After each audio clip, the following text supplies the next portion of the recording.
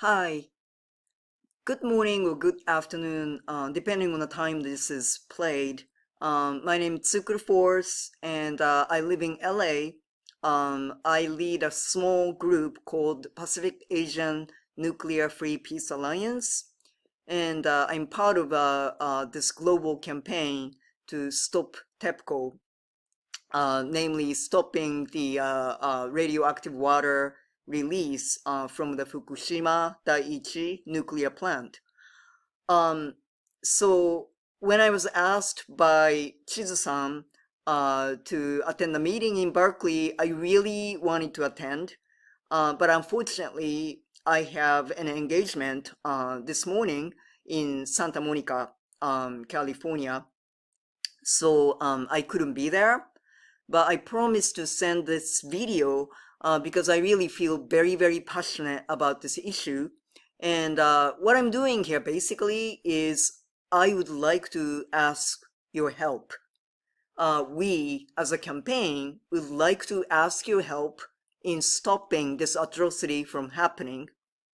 And as you heard, the city council of city of Berkeley, um, Kate Harrison, a council member, is committed to introducing a resolution to oppose TEPCO and Japan's plan.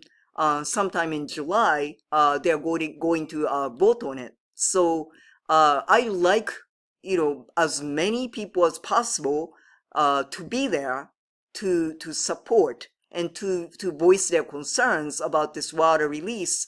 So this video is to inform you and educate you and to recruit you into this campaign to fight with us. So this will be a brief presentation. I'm hoping like maybe 10 minutes. So thank you so much for giving me 10 minutes of your valuable time. And I'll try to explain, as clearly and as succinctly as possible why you should oppose this plan of releasing radioactive wastewater from the Fukushima Daiichi nuclear power plant into the Pacific Ocean. So let's talk about Stop TEPCO campaign. What are the basic issues? So on April 13th, 2021, 2 years ago, the government of Japan and TEPCO announced its plan to dump more than 1.3 metric tons of radioactive wastewater from the Fukushima Daiichi nuclear power plant.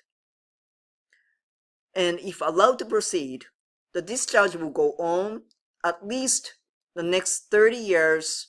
They're saying next 30 years, but we think that 30, 40, or even more years it will continue. So, I mean, in and of itself, when I hear it, when you hear it, most of you, I hope, do not think it's a good idea to dump, wastewater from the broken, defunct Fukushima Daiichi nuclear power plant. But I'll just break it down what are the issues are and why we should really oppose this in terms of the lack of data to ascertain ensure the safety of the plant. Number two, again, lack of analysis on the impact on the ecosystem. And number three, purely this is morally wrong in terms of Japan neglecting and ignoring the concerns of local people who will be most affected, and also the concerns of neighboring countries, and all of us actually who live on the coast of the Pacific Ocean. So issue number one, so wastewater at the Fukushima Daiichi nuclear power plant has been contaminated through direct contact with reactor core debris and is highly radioactive. Some say it is essentially liquid nuclear waste. So the nuclear industry's argument has been it's a routine practice to discharge wastewater from the operating nuclear power plant, which is really entirely another subject, whether or not you oppose it. But the wastewater from the Fukushima Daiichi nuclear power plant should not be treated the same way as the wastewater from the operating nuclear power plants. And it is because back in 2011, when the accident happened, and remember, we had melt-throughs, right? Melt-throughs, so the facility has a hole in the bottom, and groundwater routinely, regularly seeps through the rupture and comes into direct contact with the melted core and debris. So, the water is directly, has come into contact with these materials and is contaminated, and it's highly radioactive. So that's issue number one. Issue number two, simply TEPCO, Tokyo Electric Power Company, has not done enough sampling to ensure the safety of this plant. Let me explain. So in the water, it's been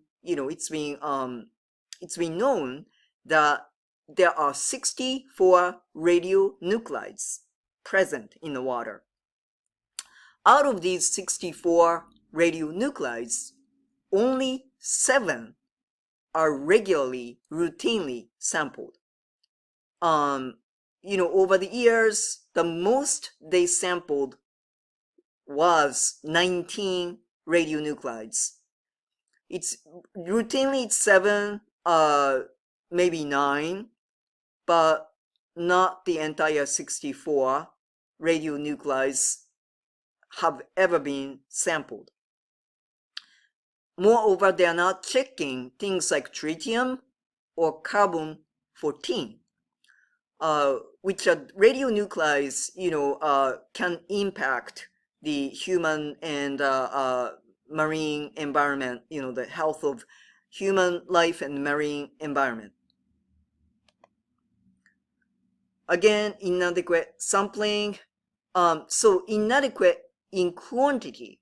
And what we mean by that is, so there are, literally like 1,000 tanks on site right now that contain this wastewater. So each tank, it's a huge tank, but out of each tank, only 30 liters of water is sampled. So that's very, it's about 0.002% of the tank. So inadequate in quantity. It's unrepresentative. And what we mean by that is sampling is, always done in the last batch in the tank. So which is to say, right before the tank fills up, they sample the water from the surface. So never from the bottom. It's not stirred. So in other words, there's a sediments. There's sediments. There is a sludges on the bottom that are never sampled. So the sampling is unrepresentative. Third point is only about 20% of the tanks have been sampled.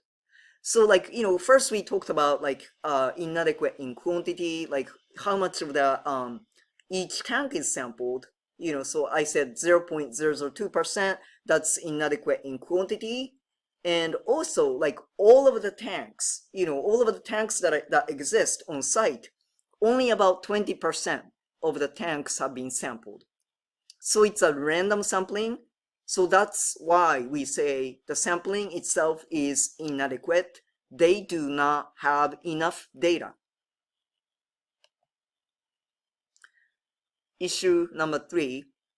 So in about 30% so this is what they say. They have said in about 30% of the ALPS, which is advanced liquid processing system, the filtering system that they use, the ALPS treated water, the concentration of radionuclides besides tritium meets Japanese regulatory standards, while in about 70% it exceeds the regulatory standards.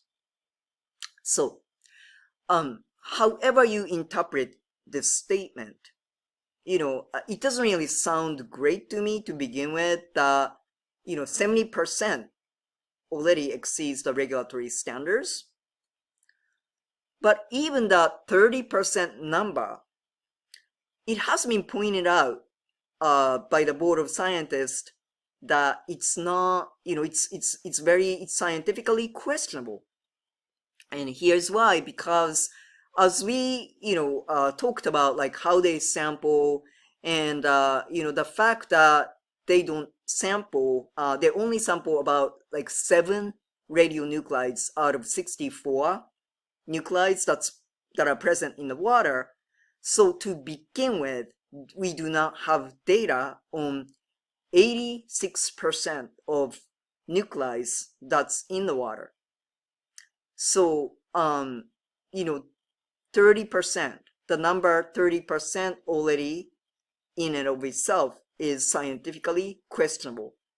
We have to question the validity of this statement itself.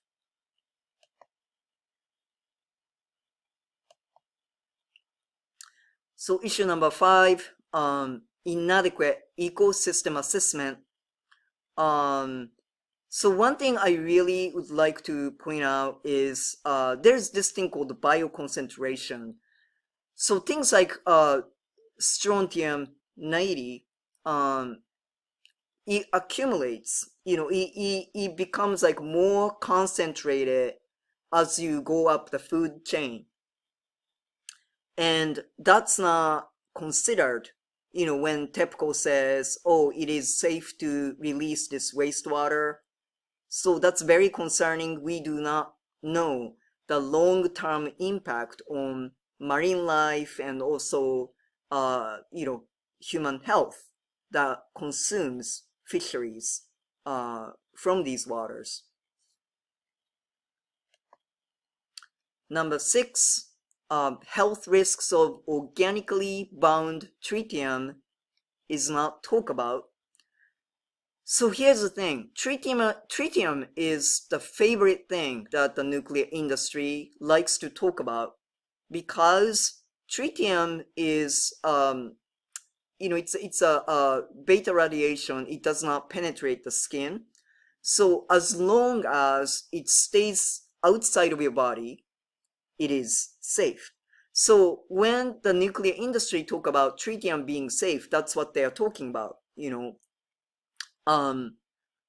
but once it gets consumed, ingested, inhaled, and it goes inside of your body, tritium is a radioactive form of hydrogen. So it can replace water in human cells. And, if you think about it, I think about 70% of soft tissues in human body is water. So virtually it can go anywhere where the water is in human body, and it can replace regular water. And it has a extremely high potential to damage your cells and DNA. And once again, organically bound tritium bioaccumulates. It's known that it's 2,000 to 6,000 more concentrated in fishes like cod, which is high up on the food chain, than in the water. So when you think about that, you have to really question how safe it is, right?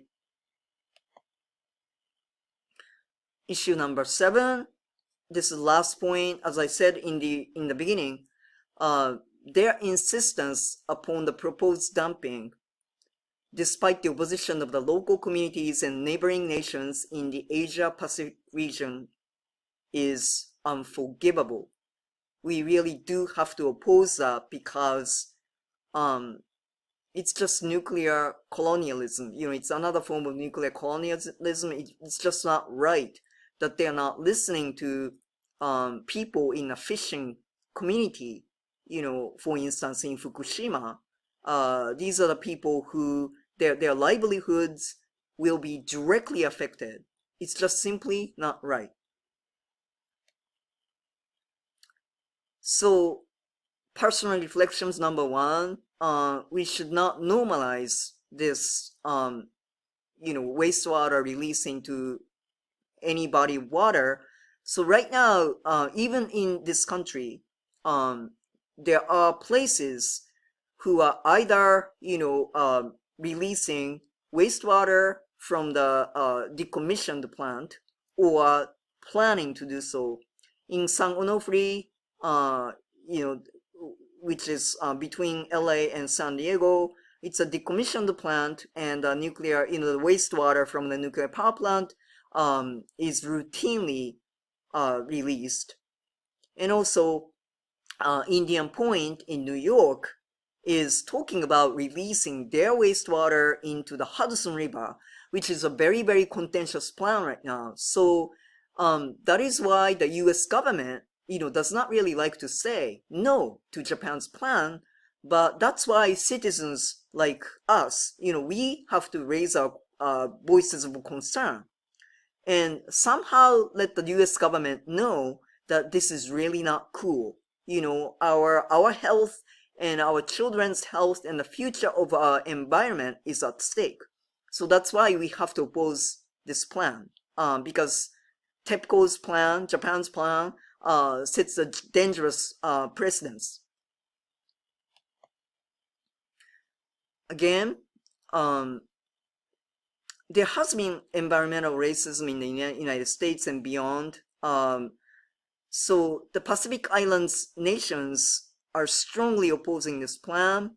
They've been the ones who have been affected by nuclear testing and nuclear waste, dumping of nuclear waste, things like this. So it really has to be opposed. And I'm actually showing here, I'm showing the photograph from the Bayview Hunters Point in San Francisco.